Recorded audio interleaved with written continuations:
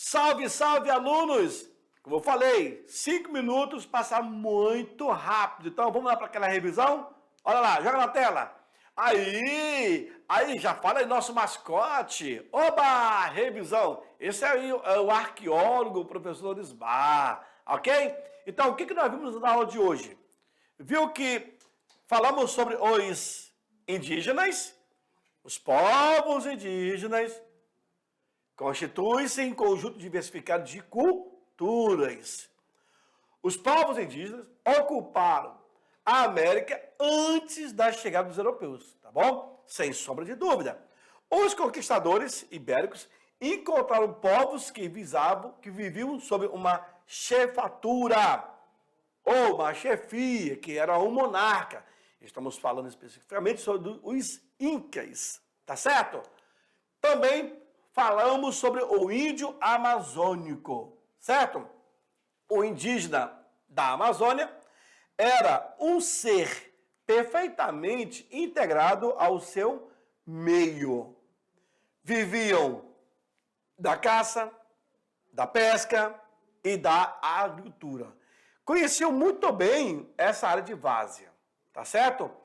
E também plantavam mandioca, o milho, o algodão, o tabaco e certo tipo de árvores frutíferas, assim como também outros vegetais. Então, os caras buscavam proteína no peixe, em um vegetal, em uma carne de caça, por exemplo, uma cutia, uma onça. É vitamina? Não deixa de ser vitamina. Depois, falamos sobre esse processo do ritual de antropofagia. Lembra que eu mostrei para vocês o cara sendo aqui preparado? Vamos colocar essa cabeça aí ao molho madeira, mais ou menos isso, né? Então, os primeiros contatos dos ameríndios com os colonizadores iniciou de forma bem violenta, tá? Desenvolvido pelo desenvolvimento demográfico e também cultural. Claro que não vai ser amigável. O europeu estava invadindo o território do homem, do nativo. Claro que o nativo vai reagir. Com isso, eu tenho o Francisco Pizarro, é ele que vai tocar o terror, manda aprender e manda executar o último imperador, que foi o Atahualpa. Os espanhóis, eles acabaram conquistando todo o território indígena, vão adquirir o direito de encomenda e passaram a ter o controle da população dominada. Aê, garoto! Os caras tocaram o terror. Como vocês viram na aula, esse confronto entre o europeu e o nosso nativo. Muitos irão morrer de vários lados, mas a força superior será dos europeus. E por último, nós vimos a questão da encomenda. Os mitaios e os Yanaconas. Quem eram os mitaios? Consistiam na utilização dos indígenas nas minas. Não esqueça disso, aluno. Questão de prova.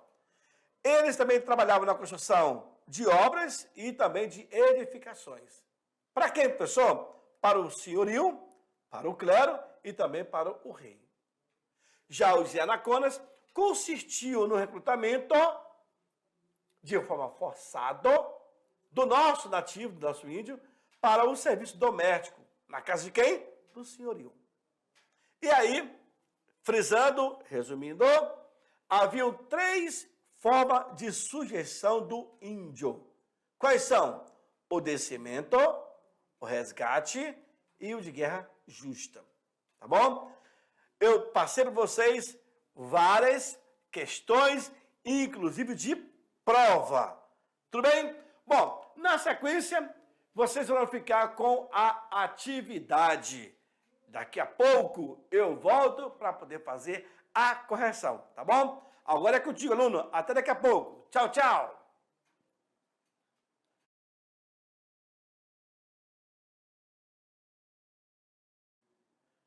Ok, estamos de volta para fazer a correção da atividade. É isso aí, aluno.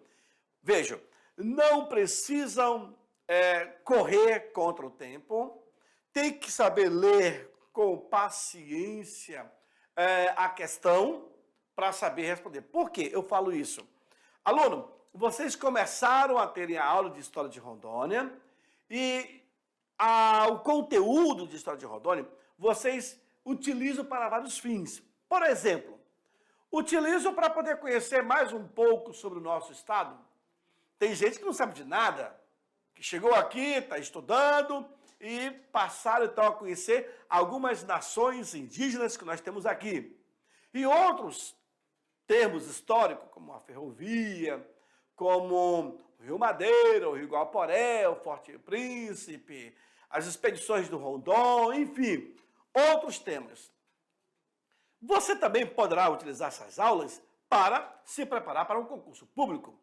Geralmente, os concursos acabam utilizando a história de Rondônia, colocando lá suas questões, e se você dominar, tchau e bênção, não tem para ninguém. Então você precisa conhecer mais em detalhe a nossa história. Por isso que eu faço questão de mostrar para vocês algumas atividades, algumas questões, algumas perguntas que vocês não poderão mais esquecer, tá bom? Joga na tela, vamos lá. Veja aí a primeira questão. Ela diz o seguinte: foram encontrados pelos conquistadores ibéricos povos que viviam sob o governo de um monarca. Esses povos viviam sob variados padrões de relações sociais, estando em estágios diferentes de domínio de técnicas para a produção do seu sustento. Como assim, professor? Os caras possuíam estágios de técnica avançada para poder plantar, para poder colher, o que plantar, o que comer. Isso são técnicas, os caras já conheciam, tá? Então, por isso que o texto, ele traz essa abordagem. O europeu, quando aqui chegou, vai encontrar esse tipo aí de povo. Ok. Mas de quem nós estamos falando? Letra A, Aruac e Macro G.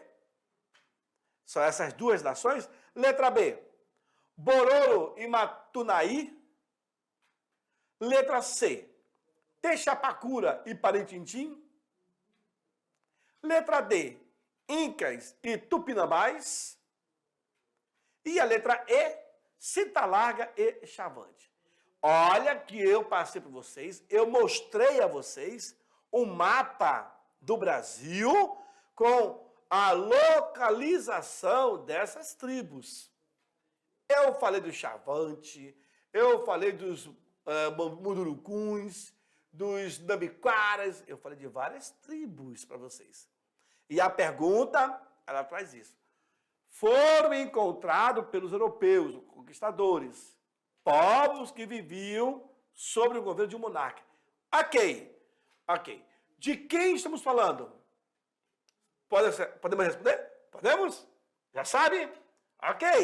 Então, a resposta correta dessa questão é a letra D. Incas e Tupinambás, que viviam sob a chefatura, o comando de um monarca. Os Tupinambás e os Incas. Fechou? E aí, mataram? Não vão esquecer? Perfeito. Então, avançamos. Questão de número 2. Essa é fácil. Essa nação possuía uma estrutura política que congregava várias aldeias, sob liderança de uma chefia superior. Essa questão é muito importante. De quem estamos falando? Letra A, Chavante. Letra B, os Almáguas. Letra C, Parecis. Letra D, Carintiana. E a letra E, Tenhari. Boa, muito bom, muito bom. Vem para mim, me joga na tela que eu quero ver esse mapa aqui, exatamente. Veja aqui, essa nação possuía uma estrutura política, uma organização, que congregava várias aldeias. Como assim? Que nação é essa? O nome dessa nação tinha sobre ela várias outras aldeias. Como que ela se chamava? Ela se chamava Chavante, que vocês estão vendo aqui, Chavante. Era essa congregação? Era essa nação? Ou os Omáguas? Os Parecis eram uma nação? Os Carintianos eram uma nação? Ou os Tenhari eram uma nação? Não tem como. Vejam, a resposta que vocês dirão é muito simples. Porque ela congrega várias outras, e não eram poucas, não. Vocês vão aprender que esse nome que vai vir agora é interessante. Joga na tela, vamos lá. A nação que nós estamos falando é ela, os Omáguas. Professor, porque os Omáguas, quando os europeus chegam aqui na América, os europeus vão encontrar, como eu falei, na América. Cristóvão Colombo chega aqui em 1492, na ilha de Guaranaí, em São Salvador. Ele vai encontrar uma nação indígena ali. Quando se fala Omágua, eu falo sobre os Guaranis, os Parintintins, eu falo sobre os Siuas, lá nos Estados Unidos, os Pele-Vermelhas, enfim, todas as nações indígenas, todas as tribos que existiam naquela época, estavam atreladas à nação Omágua. Tá certo? Beleza? Então, seguimos para a terceira questão, que diz o seguinte. Olha lá. Mandou executar o último imperador inca, que era o Atahualpa. O Atahualpa e também tinha o Ayahuasca. O Ayahuasca morreu primeiro. O Atahualpa, ele subornava os europeus para se manter vivo, até que ele vai ser executado. Ele fica no poder por 33 anos. Então, mandou executar o último imperador inca, que é o Atahualpa, desarticulando toda a estrutura política daquele império inca. Tanto desarticulando a estrutura política, a economia e também social. Então, acabou. De quem nós estamos falando? Letra A, Hernando Cortés. Letra B, Francisco de Melo Palheta. Letra C, Raposo Tavares. Letra D, Manuel Félix de Lima. E letra E, Francisco Pizarro. Bom, quem acompanhou a nossa aula vai saber responder, sem sobra de dúvida. Vem para mim que eu quero também fazer um comentário nessa questão aqui, porque quando se fala Hernando Cortés, todos esses nomes que estão aqui como resposta, eles são verdadeiros. Eles fazem parte da história em algum momento. Eu vou falar depois sobre Hernando Cortés. Francisco de Melo Palheta é o cara, um dos viajantes, um dos expedicionários. Inclusive vai passar aqui para o nosso Rio Madeira. Isso. Raposo Tavares, também um outro conquistador. Vamos falar sobre ele. Antônio Raposo Tavares. Dom Antônio Raposo Tavares. O cara que vai construir o forte de Nossa Senhora, a missão de Santa Rosa.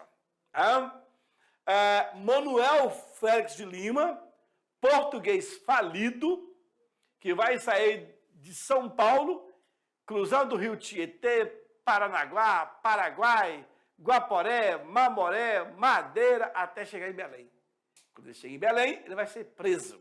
Por quê? porque ele vai infligir uma ordem régia. A proibição, o rei tinha impedido, não podia, mas o Manuel Félix, ele vai provar que é fácil fazer comércio com os rios, os povos que habitam nos rios. Só que ele vai ser preso. Então, iremos falar sobre ele em algum momento da nossa história. Francesco Pizarro, também vamos falar sobre ele. E, claro, vocês vão saber muito bem responder quem foi. Joga na tela, vamos lá. A resposta correta dessa questão, então, é a letra, olha aí, letra E. Francesco Pizarro é o nome do fera. Francesco Pizarro, senhores, vem para mim.